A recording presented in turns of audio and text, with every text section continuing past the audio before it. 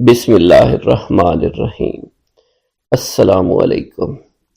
حضور سیدنا غوث اعظم فرماتے ہیں، میں 10 برس کی عمر میں اپنے شہر کے مکتب میں حصول علم کے لیے جایا کرتا تھا۔ اس وقت میرے ساتھ ملائکہ بھی ہوتے تھے جو میرے آگے پیچھے میری حفاظت کی غرض سے چلتے تھے۔ جب میں مدرسہ پہنچتا تھا تو وہ بار بار منادی کرتے تھے، اللہ کے ولی کے لیے جگہ خالی کر دو۔ چنانچہ وہ میرے لیے جگہ خالی کر دیتے تھے۔ ایک مرتبہ میں نے ایک ایسے شخص کو دیکھا جس نے فرشتوں کی آواز سن کر کہا کہ یہ نہایت معزز گھرانے کا فرد ہے اور عن قریب اس کو وہ عظمت اور بزرگی حاصل ہوگی جس میں کوئی مزاحمت نہ ہوگی۔ اس کو ایسا قرب نصیب ہوگا کہ اس کو کوئی فریب نہ دے سکے گا۔ پھر 40 برس بعد میں نے اس شخص کو پہچانا، وہ شخص ابدالوں میں سے تھا۔ حضرت شیخ ابو سعود احمد بن ابی بکر سے مروی ہے، حضور سیدنا غوث اعظم نے فرمایا، میں 25 سال تک تنہا عراق کے بیابانوں میں پھرتا رہا۔ میں لوگوں کو نہ جانتا تھا، لوگ مجھے نہیں جانتے تھے۔ اسی دوران میرے پاس رجال الغیب اور جنات تشریف لائے جنہیں میں طریقت اور رسول اللہ کی تعلیم دیا کرتا تھا۔ ابتدا میں جب میں عراق میں داخل ہوا تو حضرت خضر میرے ہم سفر تھے اور میں انہیں اس وقت سے پہچانتا نہیں تھا۔ ان کے ساتھ میرا معاہدہ ہوا کہ میں ان کے کسی حکم کی خلاف ورزی نہیں کروں گا۔ ایک مرتبہ انہوں نے مجھے ایک جگہ بیٹھنے کا حکم دیا، میں اسی جگہ 3 سال بیٹھا رہا۔ سال میں ایک مرتبہ حضرت خضر میرے پاس تشریف لاتے اور فرماتے، یہی تیرا مقام ہے جہاں تجھے پہنچایا گیا ہے۔ اس عرصہ کے دوران تمام نفسانی خواہشات مجھ پر انسانی شکل میں وارد ہوئیں، لیکن اللہ نے مجھے ہر موقع پر استقامت عطا فرمائی اور مجھے ان خرافات سے بچائے رکھا۔ ابتدا میں میرا نفس مجاہدہ کا کوئی طریقہ اختیار کرتا تو میں اس پر قائم ہو جایا کرتا تھا اور کسی چیز کو قبول نہیں کرتا تھا۔ ایک طویل مدت تک اپنا گلا گھونٹتے ہوئے میں نے مدائن کے جنگلوں میں مجاہدات میں مشغول رہا۔ حضور سیدنا غوث اعظم فرماتے ہیں، میں نے اپنے نفس کو مختلف مجاہدوں اور ریاستوں اور مشقتوں میں ڈالے رکھا۔ 1 سال تک میں گری ہوئی چیزیں اٹھا کر کھاتا رہا، اسی دوسرے سال میں صرف پانی پر گزارا کرتا رہا اور تیسرے سال میں نے کچھ نہ کھایا اور نہ پیا نہ ہی سویا۔ ایک مرتبہ شدید سردی کی وجہ سے میں ایوان کسریٰ کے کھنڈرات میں سویا تو رات بھر میں 40 مرتبہ احتلام ہوا۔ میں نے ہر مرتبہ دریائے دجلہ پر جا کر غسل فرمایا، پھر نیند کے خوف سے محل کے اوپر ایک ویران جگہ پر چڑھ گیا اور وہاں 2 سال تک قیام کیا، حتیٰ کہ سردی کے سوا کوئی شے کھانے کو میسر نہیں تھی۔ حضور سیدنا غوث اعظم فرماتے ہیں، ہر سال ایک بزرگ آتے اور وہ مجھے اونی جبہ دے کر چلے جاتے۔ اسی طرح میں نے بے شمار طریقوں سے دنیا اور نفس سے چھٹکارا حاصل کرنے کی کوشش کی۔ لوگ مجھے دیوانہ سمجھتے تھے۔ میں برہنہ جسم جنگلوں میں چلا جاتا، کانٹوں پر لوٹا شور مچایا کرتا، میرے تمام بدن سے خون جاری ہو جایا کرتا۔ لوگ مجھے اٹھا کر شفا خانے لے جایا کرتے جہاں میری حالت مزید بگڑ جایا کرتی۔ ایک وقت ایسا آیا جب مجھ میں اور مردہ میں کوئی فرق نہ تھا۔ لوگ کفن لے آئے اور غسال کو بلوایا کہ وہ مجھے غسل دے۔ ابھی انہوں نے مجھے غسل دینے کے لیے ایک تختہ پر لٹایا، میری حالت درست ہو گئی، میں اٹھ کھڑا ہوا۔ طریقت کی ان پرخطر راہوں میں نہ تو میں کبھی خوف زدہ ہوا، نہ کبھی میرا نفس مجھ پر غالب پا سکا اور نہ ہی دنیا کی آسائش مجھے حیران کر سکی۔ حضور سید غوث اعظم فرماتے ہیں، شیطان نے میرے گرد بے شمار جال بچھائے۔ جب میں نے ان سے کہا یہ کیا ہے، اس نے کہا یہ دنیاوی آلائشیں ہیں اور میں ان جالوں میں سے تم لوگوں کا شکار کیا کرتا ہوں۔ میں نے 1 سال تک شیطان کا مقابلہ کیا، اس کے بچھائے ہوئے تمام جالوں کو ختم کیا۔ اس کے بعد میرے سینے کو کھول دیا گیا اور مجھ پر بے شمار خلائق ظاہر ہوئے۔ حضور سیدنا غوث اعظم فرماتے ہیں، میں نے دریافت کیا کہ یہ اللہ ایک کیسے ہے؟ جواب ملا، یہ خلق کے اسباب ہیں جو تم سے ملے ہوئے ہیں۔ میں سال بھر ان کی جانب متوجہ رہا یہاں تک کہ وہ مجھ سے جدا ہو گئے۔ جب مجھ پر باطن ظاہر ہوا تو میں اپنے قلب کو بہت سے علائق سے ملوث پایا۔ میں نے دریافت کیا یہ علائق کیا ہیں؟ جواب ملا، یہ تمہارے ارادے، تمہارے اختیارات ہیں۔ چنانچہ 1 سال تک ان کی جانب متوجہ رہا یہاں تک کہ وہ سب علائق مجھ سے دور ہو گئے اور میرا قلب ان غلاظتوں سے نجات پا گیا۔ حضور سیدنا غوث اعظم فرماتے ہیں، پھر میں نے توکل کے دروازے پر آیا، میرا مقصد پورا ہو، لیکن جب میں توکل کے دروازے پر پہنچا بے شمار لوگ وہاں موجود تھے۔ میں ہجوم کو چیرتا بڑھا اور شکر کے دروازے پر پہنچ گیا۔ یہاں بھی لوگوں کا جمع غفیر موجود تھا، اسے بھی چیرتا آگے بڑھا اور مشاہدہ کے دروازے پر پہنچ گیا۔ یہاں پر موجود ہجوم کو بھی چیرتا ہوا اندر داخل ہوا، حتیٰ کہ سب سے آخر میں مجھے فقر کے دروازے پر لا دیا گیا۔ فقر کا دروازہ خالی تھا۔ جب میں اس دروازے میں داخل ہوا تو دیکھا جن جن چیزوں کو میں نے ترک کیا تھا وہ سب یہاں موجود تھی۔ یہاں مجھے ایک بہت بڑے روحانی خزانے کی فتوحات سے نوازا گیا۔ میرے لیے تمام دنیا کے خزانے کھول دیے گئے، مجھے روحانی عزت، دائمی غنا اور خالص آزادی عطا فرمائی گئی۔ میری تمام چیزیں جو میری ہستی اور میری صفات سب معدوم ہو گئی تھی، وہ میری ہستی کی جگہ کسی اور نے لے لی تھی۔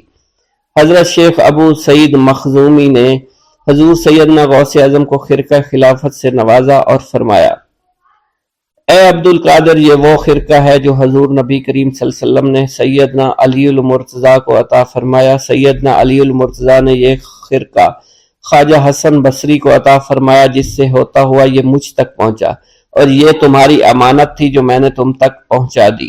حضور سیدنا غوث اعظم نے جب خرقہ مبارک کو زیب تن کیا تو آپ پر بے شمار انوار و تجلیات کی بارش ہونا شروع ہو گئی۔ سرکار غوث اعظم شیخ عبد القادر جیلانی رحمۃ اللہ علیہ دستگیر بڑے ہی منکسر المزاج، رقیق القلب، نرم طبیعت اور سادہ لوح تھے۔ اتنی بزرگ شخصیت کے اندر اعلیٰ ترین مقام پر فائز ہونے کے باوجود اپنی شان و رفعت کا ذرا برابر تصور نہ تھا۔ ہر کس و ناقص سے کمال انکساری کے ساتھ ملتے تھے، سب سے محبت کے ساتھ پیش آتے تھے۔ سادگی کا عالم یہ تھا کہ ایک مرتبہ کہیں جا رہے تھے، اثنائے راہ میں ایک گلی سے آپ کا گزر ہوا جہاں کچھ بچے کھیل رہے تھے۔ افتاد طبع کے مطابق ان بچوں سے محبت و شفقت کے ساتھ پیش آئے۔ بچے تو پھر بچے تھے، وہ آپ کی عظمت و شخصیت کو کیا جانیں۔ چنانچہ ایک بچہ نے آگے بڑھ کر کہا کہ 1 پیسہ کی آپ ہمیں مٹھائی لا دیجئے۔ بلا تعطل آپ نے انہیں مٹھائی لا کر دے دی۔ اب تو دوسرے بچوں کو بھی جرأت ہوئی، انہوں نے بھی آپ سے مٹھائی کے لیے پیسے مانگنے شروع کر دیے، لیکن آپ نے کسی بچے سے انکار نہ کی اور سب کو ہی مٹھائی کھلائی۔ گھر کے اوپر بھی آپ کی یہی کیفیت رہتی تھی۔ آپ کی بیویوں میں سے اگر کسی کی طبیعت خراب ہو جاتی تو خود گھر کے سارے کام دست مبارک سے کر لیتے تھے، خود ہی آٹا گوندھ کر روٹیاں پکا لیتے، بچوں کو بٹھا کر کھلا دیا کرتے تھے۔ اکثر کنویں سے پانی کھینچ کر کندھے کے اوپر رکھ کر گھر لے آتے اور گھر میں جھاڑو بھی لگا دیا کرتے تھے۔ غرضے کے کسی کام سے آپ کو آر نہیں تھی۔ آپ کی یہ طرز زندگی کچھ گھر تک ہی محدود نہ تھی، بلکہ جہاں کہیں بھی آپ تشریف لے جاتے یا حالت سفر میں ہوا کرتے تھے اور کسی منزل میں پہنچ کر قیام فرماتے تو وہاں کے اوپر بھی آپ کا یہی انداز ہوا کرتا تھا، یعنی اپنا تمام کام اپنے ہاتھوں سے ہی کیا کرتے تھے، آٹا گوندتے، روٹیاں پکاتے، دوسروں کو کھلاتے۔ سفر کی حالت میں اس قسم کے کاموں سے جب آپ مشغول ہو جاتے تو خدام کرام اور ان مشغولات سے آپ کو علیحدہ رکھنے کے لیے ہزاروں جتن کیا کرتے تھے، تاکہ خدام کی کوششیں اور تدابیر اس وقت بیکار ثابت ہو جاتی جب آپ یہ فرما دیتے تھے کہ میں بھی تم جیسا ایک انسان ہوں، تم روٹیاں پکاتے ہو تو میں کیوں نہ پکاؤں۔ سرکار دو جہاں صلی اللہ علیہ وسلم اور مقدس صحابہ کرام رضوان اللہ تعالی علیہم اجمعین کا بھی یہی طرز عمل تھا۔ پیغمبر اسلام مدینہ طیبہ میں ہوتے تو اپنا کام خود کیا کرتے تھے، سفر میں ہوتے تو تقسیم کار خود فرمایا کرتے تھے۔ صحابہ کرام کی طرح کوئی نہ کوئی کام اپنے ذمے بھی لے لیا کرتے تھے۔ جب اتنی عظیم شخصیت کے مالک ہوتے ہوئے اللہ کے رسول اور لائق کے صد احترام صحابہ ان کاموں کو اپنے ہاتھوں سے کیا کرتے تھے تو میری کیا مجال ہے کہ میں اعتراض کروں اور دوسروں کے کام اپنے سر نہ لوں۔ دور حاضر کے مقتدر رہنما، مقدس پیشوا اور صاحب ثروت حضرت غور فرمائیں، کیا وہ بھی خدام و ملازمین کے ہوتے ہوئے گھر کے کام کرنا خود پسند فرماتے ہیں؟ اگر اپنی عملی زندگی میں پسند کرتے ہیں تو ان کے لیے نعمت لازم کی بشارت ہے۔ یقیناً پروردگار عالم ان کی انکساری، عاجزی اور فروتنی اور سادگی کو پسند فرمایا کرتے تھے۔ اس غرور و تکبر اور دوسروں کو اپنے سے کم تر سمجھنے اور دوسروں سے اچھا برتاؤ کرنے کو عذاب بھگتنے کے لیے تیار رہنا چاہیے۔ ایک نہ ایک دن دنیا میں بھی یہ بلا ذلت اور رسوائی کا سبب بنے گی اور آخرت میں بھی دردناک انجام کا باعث بنے گی۔ سرکار غوث اعظم رحمۃ اللہ علیہ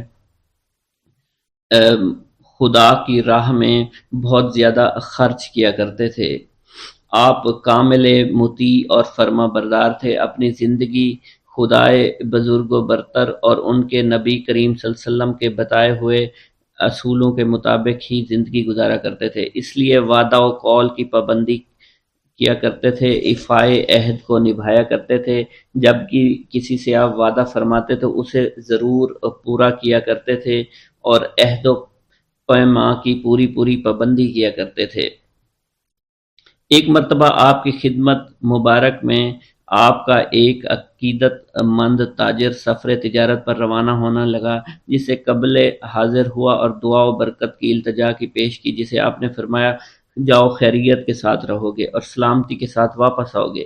خوش عقیدہ تاجر یہ پیغام سن کر اطمینان کے ساتھ روانہ ہو گیا، لیکن بعد کو الہام کے ذریعے آپ پر یہ آشکار ہوا کہ اس سفر کے دوران اس کے لیے مکمل تباہی مقتدر ہو چکی ہے۔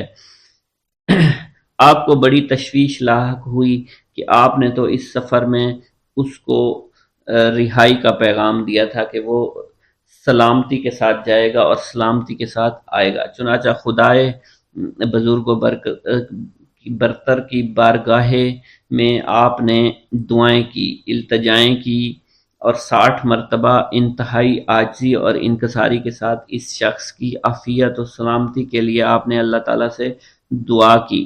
مالک بے نیاز نے کرم فرمایا اور اس کے اوپر جو مصیبتیں آنے والی تھیں اس اندوناک کیفیت سے اس کے خواب میں پہنچ گئیں اور وہ آپ کی دعا سے بفضل الہی واپس آ گیا۔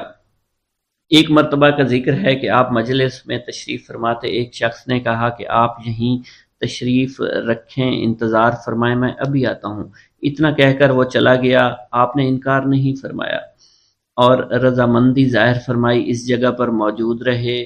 چونکہ آپ نے اس سے وعدہ کر لیا تھا کہ میں اس جگہ موجود رہوں گا، اس لیے آپ ایک دن، ایک ہفتہ، ایک مہینہ نہیں بلکہ 1 سال تک اس مقام پر موجود رہے اور کسی دوسری جگہ تشریف نہ لے گئے۔ یہ عین سرکار دو عالم صلی اللہ علیہ وسلم کی سنت کریمہ تھی۔ پیغمبر اسلام صلی اللہ علیہ وسلم کو بھی اپنے تجارتی سلسلہ میں اس قسم کے واقعات سے متعدد بار سابقہ پڑا ہے۔ روایت کی شہادت یہ ہے کہ ایک مرتبہ تو 3 دن تک مسلسل آپ ایک ہی جگہ پر کھڑے رہے تھے۔ الغرض جب آپ نے عبادات اور ریاضات اور مجاہدات شاقہ کے بعد پورا تزکیہ نفس حاصل کر لیا تو حضرت شیخ ابو سعید مبارک مخرمی علیہ السلام سے بیعت کی اور ان کے حلقہ ارادت میں داخل ہو گئے۔ شیخ ابو سعید نے حضرت کو اپنے ہاتھ سے کھانا کھلایا۔ حضرت غوث اعظم رحمۃ اللہ علیہ فرماتے ہیں کہ جو لقمہ ان کے ہاتھ سے میرے شکم میں جاتا وہ میرے باطن میں ایک نور بھر دیتا تھا۔ پھر انہوں نے آپ کو خرقہ ولایت عطا کیا اور فرمایا کہ اے عبد القادر، یہ وہ خرقہ ہے جو جناب رسول خدا صلی اللہ علیہ وآلہ وسلم نے حضرت علی رضی اللہ تعالیٰ عنہ کو عطا فرمایا تھا اور ان سے حضرت حسن بصری رحمۃ اللہ علیہ کو ملا تھا اور ان سے دست بدست مجھ تک پہنچا ہے۔ اس خرقہ کے پہنتے ہی حضرت غوث العظم شیخ عبد القادر جیلانی پر بھی برکات اور تجلیات الہیہ نے ظہور کیا۔ شیخ ابو سعید موصوف الصدر لکھتے ہیں کہ ایک دوسرے سے تبرک حاصل کرنے کے لیے میں نے حضرت شیخ عبد القادر جیلانی کو اور انہوں نے مجھ کو خرقہ پہنایا۔ سیدنا محی الدین دستگیر عبد القادر شیخ جیلانی رحمۃ اللہ علیہ نہ صرف شیخ طریقت تھے بلکہ پوری طریقے سے اسلام کا جبہ پہنے ہوئے تھے۔ ان کے شیخ ابو حسن علی بن قریشی، ان کے شیخ ابو خرج اور ان کے شیخ ابو الفضل تھے۔ ان کے شیخ حسن بصری، ان کے حضرت علی مرزا کرم اللہ وجہہ اور ان کے حضور سرور کائنات صلی اللہ علیہ وآلہ وسلم تھے۔ حضرت غوث اعظم جیسا کہ بیان کیا جا چکا ہے طبعاً مخلوق اور ویرانہ پسند تھے، اس کے علاوہ گوشہ نشین بھی تھے۔ اس وقت بغداد میں خلفائے عباسیہ کا دورہ تھا۔ اہل زمانہ دنیا طلبی میں منہمک، عمرہ حکومت میں بدمست اور نشہ امارت میں سرشار تھے۔ طالب دنیا علماء نے اپنی اور دوسروں کی دنیا خراب کر رکھی تھی۔ جاہل صوفیہ نے طریقت کو شریعت سے علیحدہ کر رکھا تھا۔ چنانچہ اس سے متاثر ہو کر بہت سے علماء کرام وعظ و نصیحت اور دوسرے خرافات میں پڑے ہوئے تھے۔ آپ نے اشاعت اسلام اور تجدید دین کا بیڑا اس وقت اٹھا لیا تھا۔ ابھی اس کا عزم ہی کیا تھا کہ سرور کائنات رسول صلی اللہ علیہ وسلم کو آپ نے خواب میں دیکھا۔ حضور نے فرمایا، اے عبد القادر، تم اللہ کی مخلوق کو گمراہی سے بچانے کے لیے وعظ و نصیحت اور پند و نصیحت کیوں نہیں کرتے؟ آپ نے عرض کی، حضور میں ایک اجمی شخص ہوں، عرب کے سامنے کس طرح اپنی زبان کھولوں؟ سرور کائنات نے فرمایا، اپنا منہ کھولو۔ آپ نے منہ کھولا۔ حضور نے 7 بار لعاب دہن آپ کے منہ میں لگایا اور فرمایا، جاؤ تم وعظ و نصیحت کرو اور لوگوں کو اپنے رب کی طرف لاؤ۔ چنانچہ ظہر کی نماز پڑھ کر آپ بیٹھے تو خلقت آپ کے گرد جمع ہو گئی۔ آپ کچھ مرعوب سے ہو گئے۔ اسی اثنا میں آپ نے شیر خدا علی المرتضیٰ کو مجلس میں اپنے سامنے ایک کھڑا پایا۔ حضرت علی نے فرمایا، اے عبد القادر، واز کیوں نہیں کرتے؟ آپ نے کہا، ابا جان میں گھبرا گیا ہوں۔ حضرت علی نے فرمایا، اپنا منہ کھولو۔ حضرت علی نے 6 مرتبہ اپنا لعاب دہن آپ کے منہ میں لگایا۔ آپ نے عرض کیا، پورے 7 مرتبہ کیوں نہیں ڈالا؟ شیر خدا نے کہا کہ رسول خدا صلی اللہ علیہ وسلم کے ادب اور پاس کی وجہ سے میں ایسا نہیں کر سکتا۔ اس کے بعد حضرت علی رضی اللہ تعالی عنہ شیر خدا آپ سے پوشیدہ ہو گئے اور پھر آپ کا فکر دل دنیا سے غوطے کھانے لگا، حقائق و معارف کے موتی نکالنے اور ساحل سینہ پر لالا کر ڈالنے لگا، اور ترجمان زبان کا دلال اپنی توتی بولنے لگا۔ لوگ آ کر طاعت و عبادات کی گریہ نما اور بے بہار قیمتیں گزران ان کو خریدتے، خدا کے گھروں کو ذکر الہی سے منور کیا کرتے تھے۔ تھوڑے عرصے بعد اطراف و اکناف بغداد میں آپ کی بہت شہرت ہو گئی۔ آپ کی مجلس اور وعظ میں لوگ کثرت سے آنے لگے کہ مدرسہ کی جگہ ان کے لیے کافی نہ ہوتی تھی، اور تنگی کی وجہ سے لوگ مدرسہ کے باہر سڑک پر ہی بیٹھ جایا کرتے تھے۔ ہجوم کی کثرت کی وجہ سے عمرائے شہر نے قرب و جوار کے مکانات کو شامل کر کے مدرسہ کو وسیع العریض کر دیا تھا۔ الغرض 28 ہجری میں یہ مدرسہ ایک عالی شان عمارت کی صورت میں بن کر تیار ہو گیا تھا۔ آپ نے نہایت جد و جہد کے ساتھ وعظ و تدریس اور افتاد کا کام شروع کر دیا۔ دور دراز ممالک کے لوگ آپ سے علوم شریعت و طریقت کے حصول کے لیے جوق در جوق آنا شروع ہو گئے۔ تھوڑے ہی عرصے میں علماء و صلحاء کی ایک بڑی جماعت آپ کے پاس تیار ہو گئی۔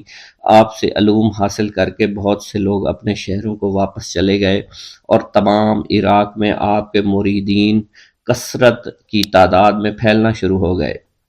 یوں تو آپ کے لاتعداد اور بے شمار تلامذہ تھے جنہوں نے آپ سے باقاعدہ علوم و شریعت و طریقت کی تعلیم حاصل کی، لیکن یہاں صرف ان چند مشاہیر کے اسماء گرامی بیان کیے دیتا ہوں۔ استاد میر محمد جیلانی، عبداللہ بطائمی، مکی بن عثمانی، محمد بن ابو الکلام، احمد بن اسماعیل۔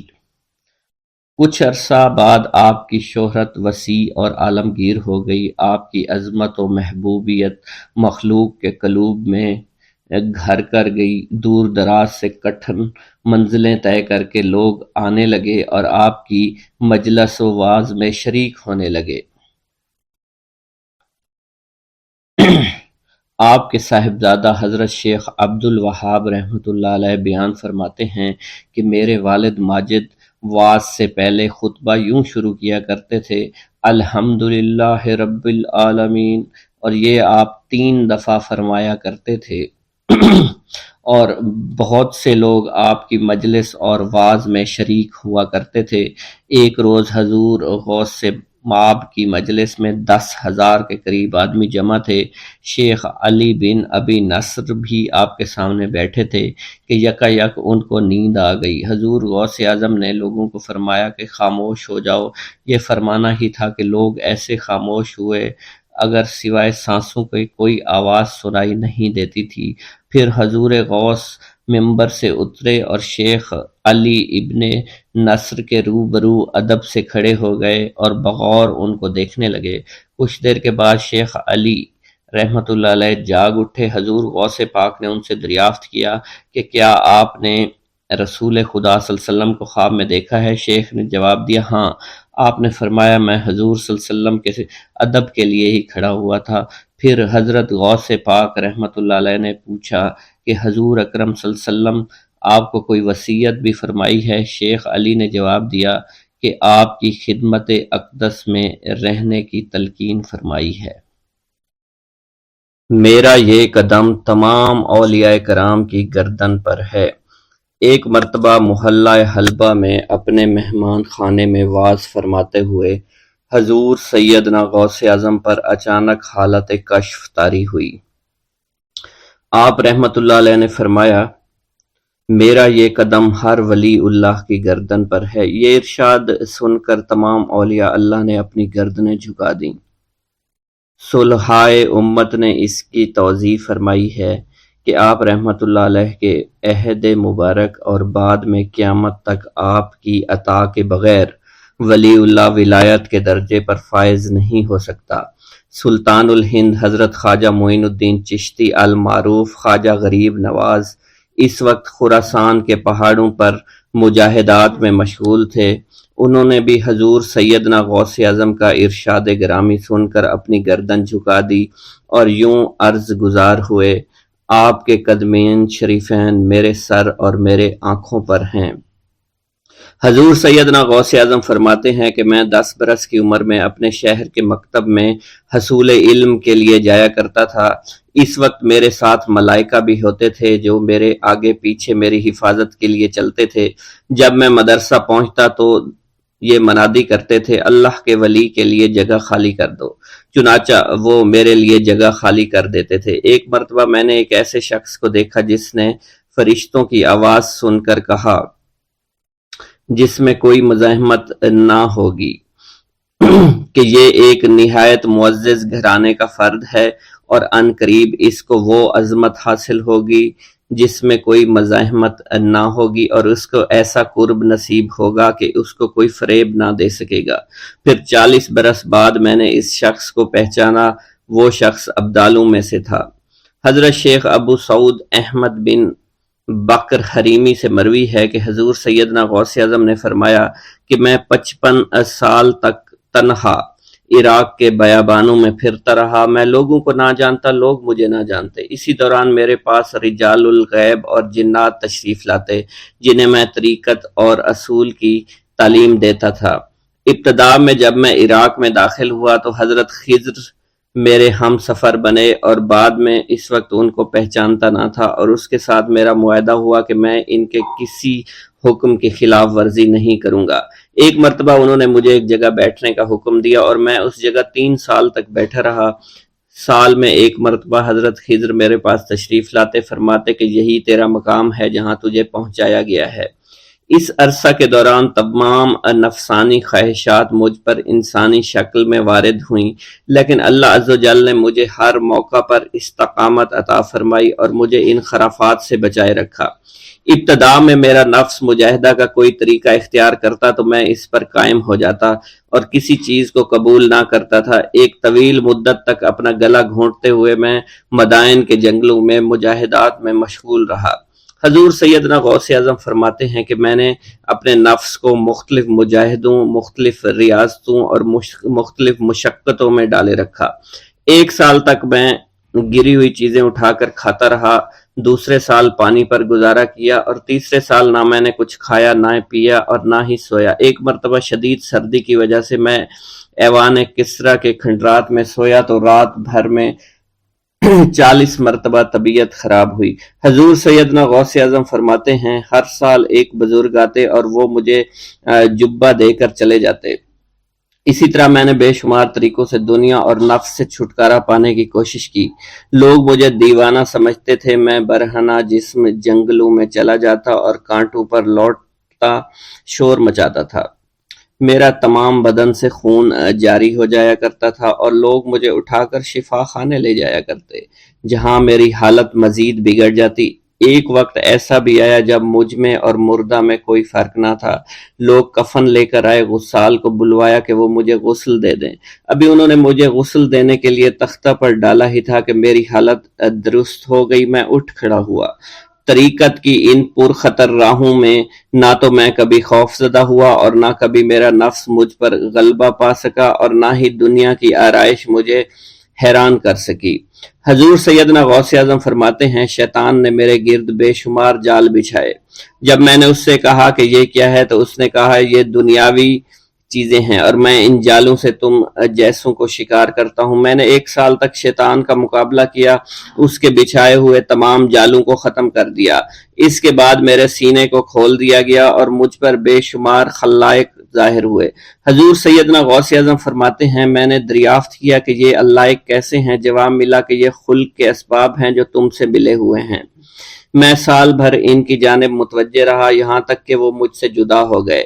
جب مجھ پر میرا باطن ظاہر کیا گیا تو میں نے اپنے قلب کو بہت سے علائق سے ملوث پایا۔ میں نے دریافت کیا کہ یہ علائق کیا ہیں؟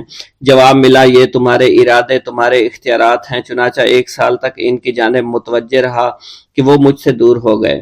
میرا قلب ان تمام غلاظتوں سے نجات پا گیا۔ پھر مجھ پر میرے نفس کو ظاہر کیا گیا۔ میں نے اس کا مشاہدہ کیا، مجھے معلوم ہوا اس کے ساتھ کچھ امراض اور بھی ہیں اور نفس کی خواہشات زندہ ہیں۔ نفس کا شیطان سرکش ہے۔ چنانچہ میں نے سال بھر پھر توجہ دلائی اور میرے نفس کے تمام امراض سرے سے ہی ختم ہو گئے اور اس کے شیطان نے کلمہ پڑھ لیا اور پھر میرے تمام امور اللہ کے لیے ہو گئے اور میں اپنی ہستی سے باہر نکل آیا۔ حضور سیدنا غوث اعظم فرماتے ہیں پھر میں توکل کے دروازے پر آیا تاکہ میرا مقصد پورا ہو، لیکن جب میں نے توکل کے دروازے پر پہنچا تو بے شمار لوگ موجود تھے۔ میں اس ہجوم کو چیرتا ہوا آگے بڑھا اور شکر کے دروازے پر پہنچ گیا۔ یہاں پر بھی لوگوں کا جمع غفیر موجود تھا، اسے بھی چیرتا ہوا آگے بڑھا اور مشاہدہ کے دروازے پر پہنچ گیا اور یہاں پر موجود ہجوم کو چیرتا ہوا اندر داخل ہوا، حتیٰ کہ سب سے آخر میں مجھے فقر کے دروازے پر لایا گیا۔ فقر کا دروازہ خالی تھا۔ جب اس دروازہ میں داخل ہوا تو دیکھا جن جن چیزوں کو میں نے ترک کیا تھا وہ سب یہاں موجود تھیں۔ یہاں مجھے ایک بہت بڑے روحانی خزانے کی فتوحات سے نوازا گیا اور میرے لیے تمام دنیا کے خزانے کھول دیے گئے۔ مجھے روحانی عزت، دائمی فنا اور خالص آزادی عطا فرمائی گئی۔ میری تمام چیزیں جو میری ہستی اور میری صفات سب معدوم ہو گئیں اور میری ہستی کی جگہ کسی اور نے لے لی۔ حضرت شیخ ابو سعید مخزومی نے حضور سیدنا غوث اعظم کو خرقہ خلافت سے نوازا اور فرمایا اے عبد القادر، یہ وہ خرقہ ہے جو حضور نبی کریم صلی اللہ علیہ وسلم نے حضرت سیدنا علی المرتضیٰ کو عطا فرمایا، اور حضرت سیدنا علی المرتضیٰ نے یہ خرقہ حضرت خواجہ حسن بصری کو عطا فرمایا تھا، جس سے ہوتا ہوا یہ خرقہ مجھ تک پہنچا اور یہ تمہاری امانت تھی جو میں نے تم تک آج پہنچا دی ہے۔ حضور سیدنا غوث اعظم نے جب خرقہ مبارک کو زیب تن کیا تو آپ پر بے شمار انوار و تجلیات کی بارش ہونا شروع ہو گئی۔ حضور سیدنا غوث اعظم نے حضرت شیخ ابو سعید مخزومی کے مدرسہ میں تدریسی فرائض سر انجام دینا شروع کر دیے۔ آپ کے لیے فی الحال تدریسی مصروفیات کے علاوہ کوئی کام نہ تھا۔ آپ کی شبانہ روز کی محنت سے آپ کے نام کا شہرہ کچھ ہی دنوں میں سارے بغداد میں پھیل گیا۔ طلبہ دور دراز کے علاقوں سے علم کے حصول کے لیے آنے لگے۔ طلبہ کی تعداد جب مزید بڑھنا شروع ہو گئی تو ارد گرد کے کئی مکانات کو خرید کر مدرسہ میں داخل کر لیا گیا۔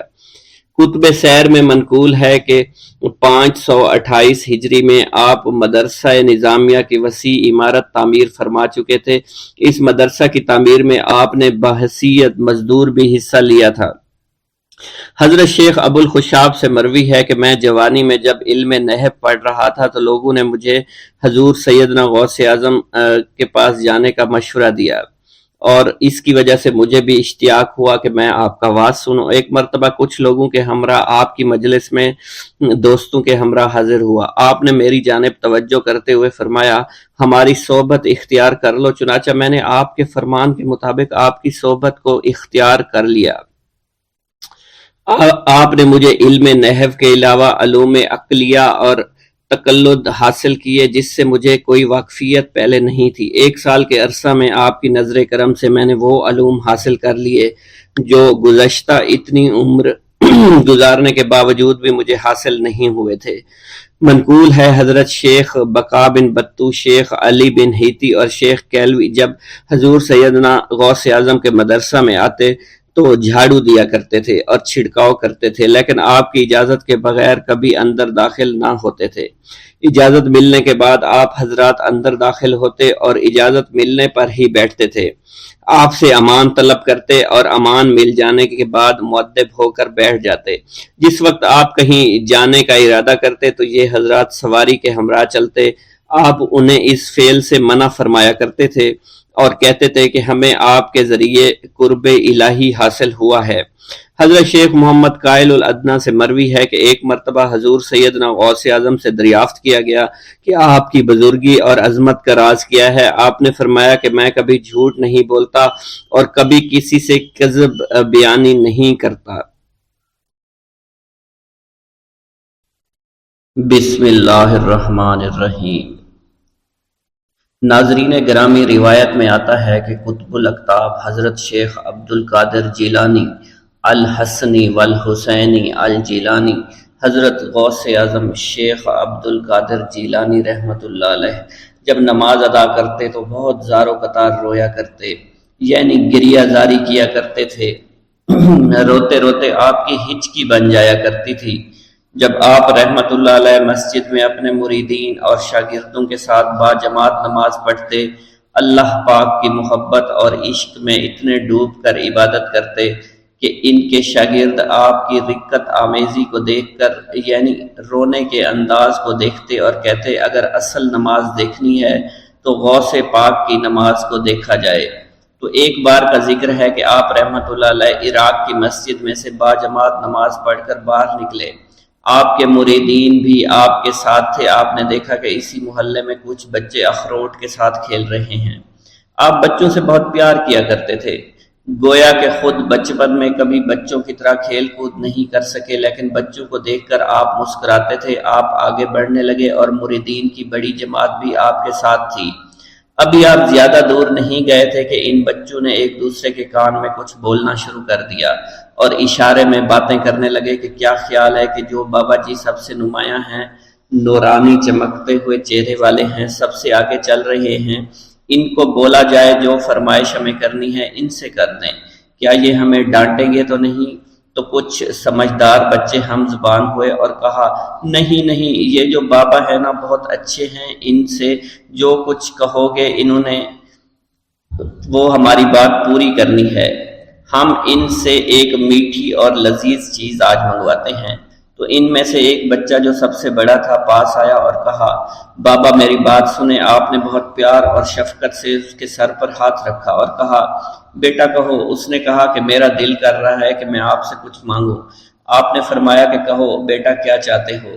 وہ کہنے لگا کہ مجھے آپ اس فلاں جلیبی والے سے جلیبی لا کر دے سکتے ہیں، میرا کھانے کا بہت دل کر رہا ہے۔ میں چلا جاتا لیکن بابا میری باری آنے والی ہے، جب تک میں جلیبی لے کر وہاں آؤں گا میری باری چلی جائے گی۔ آپ رحمت اللہ علیہ کے وہاں کے مشہور بزرگ بڑے سردار لوگ ہیں، آپ کے خادمین آپ کے نوکر بننے کے لیے جان کی بازی لگانے کو تیار رہتے ہیں۔ ادھر وہ بچے آپ کے رتبے کو بھی دیکھ رہے تھے اور یہ بھی دیکھ رہے تھے کہ آپ کون سی شخصیت ہے، لیکن پھر بھی اتنے سارے لوگوں کو چھوڑ کر آپ سے وہ بچہ کہتا ہے کہ بابا مجھے جلیبی لا کر دے دیں۔ بابا جی نے کہا کہ ٹھیک ہے میں لا کر دے دیتا ہوں۔ آپ کا ایک مرید آپ کے پاس آیا اور کہا حضرت آپ کیوں اس بات پر توجہ دے رہے ہیں، آپ اس بچے کی فرمائش پر جلیبی لا رہے ہیں۔ حضرت آپ پر میری جان قربان ہو، میں اس بچے کو جلیبی لا کر دے دیتا ہوں۔ آپ رحمت اللہ علیہ نے اسے اپنے ہاتھ کے اشارے سے منع فرمایا اور کہا اس نے مجھ سے کہا ہے نا تو میں ہی اس کی خواہش کو پورا کروں گا۔ پھر آپ رحمت اللہ علیہ اس جلیبی والے کے پاس تشریف لے گئے اور جلیبی والا کچھ دیر پہلے اداس بیٹھا ہوا تھا۔ آپ رحمت اللہ علیہ اس کی دکان میں تشریف لے گئے تو وہ خوشی خوشی سے جھومنے لگا۔ آپ رحمت اللہ علیہ نے اس جلیبی والے سے جلیبی لی، اس نے خوشی خوشی آپ رحمت اللہ علیہ کے ہاتھوں میں جلیبی تھما دی۔ وہ آدمی لگ بھگ 70 سال کا تھا، اس بڑھاپے میں بھی وہ کام کرنے پر مجبور تھا۔ اس کی آنکھوں میں آپ رحمت اللہ علیہ کو دیکھ کر آنکھوں سے آنسو آ گئے۔ اس نے روتے ہوئے کہا اللہ کا لاکھ لاکھ شکر ہے، اس نے میری دعا سن لی۔ آپ نے میری دکان میں قدم رکھے تو کئی دنوں سے آپ کے انتظار میں یہاں بیٹھا ہوا تھا۔ میں جانتا تھا کہ آپ ضرور میری دکان پر تشریف لائیں گے۔ آپ رحمت اللہ علیہ نے فرمایا تمہیں کیسے پتا تھا کہ میں تمہاری دکان پر آؤں گا؟ وہ کہنے لگا کہ حضرت عرصہ ہوا ہے، کئی مہینوں سے میرا کاروبار نہیں چل رہا تھا، میرا کاروبار دن بدن ٹھپ ہوتا جا رہا تھا، فاقوں تک کی نوبت آ گئی تھی۔ مجھے اپنی فکر نہیں تھی لیکن اپنے چھوٹے چھوٹے بچوں کی تھی۔ اس بڑھاپے میں اللہ تعالیٰ نے اولاد تو دی لیکن ان کو پالنے کا کوئی بندوبست نہیں ہو رہا تھا۔ میں نے اپنی اس پریشانی کا ذکر کسی سے کیا تو اس نے کہا کہ عراق کے ایک شہر میں چلے جاؤ، وہاں پر کوئی ایک فقیر ہے، اس سے دعا کراؤ، وہ جس کے لیے دعا کرتے ہیں اس کا کام بن جاتا ہے۔ میں اتنا پریشان تھا کہ اس آدمی کے کہنے پر اس فقیر سے ملنے چلا گیا۔ اس کی تلاش کر کے میں نے اس سے کہا تم میرے لیے دعا کرو تاکہ میرے کاروبار میں ترقی ہو جائے اور میرے رزق میں برکت ہو جائے اور تنگ دستی دور ہو جائے تاکہ میں بیوی بچوں کا پیٹ پال سکوں۔ فقیر مجھے دیکھ کر کہنے لگا کہ تم پیرانے پیر غوث اعظم دستگیر رحمت اللہ علیہ کو نہیں جانتے؟ میں نے کہا میں نہیں جانتا۔ وہ کہنے لگا حیرت ہے کہ تمہیں یہ پتہ نہیں کہ تم ان کو جانتے ہی نہیں کہ ولیوں کے سردار ہیں۔ میں تو بہت چھوٹا سا فقیر ہوں، میری دعاؤں میں اتنا اثر نہیں کہ وہ غوث اعظم رحمت اللہ علیہ ہیں، جس کے لیے بھی دعا کریں اس کا بیڑا پار ہو جایا کرتا ہے، اور جب اس دور میں غوث پاک رحمت اللہ علیہ خود موجود ہے تو پھر ہمارا کیا مقام ہوگا ان کی دعا کے آگے؟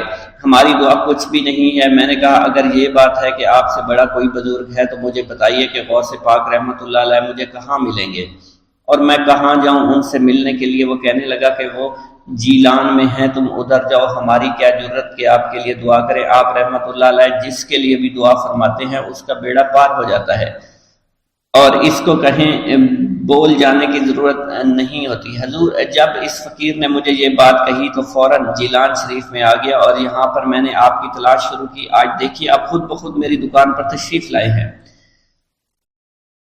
اب دیکھیے کہ آپ کے آنے سے کیسا نور میری دکان میں آ گیا ہے۔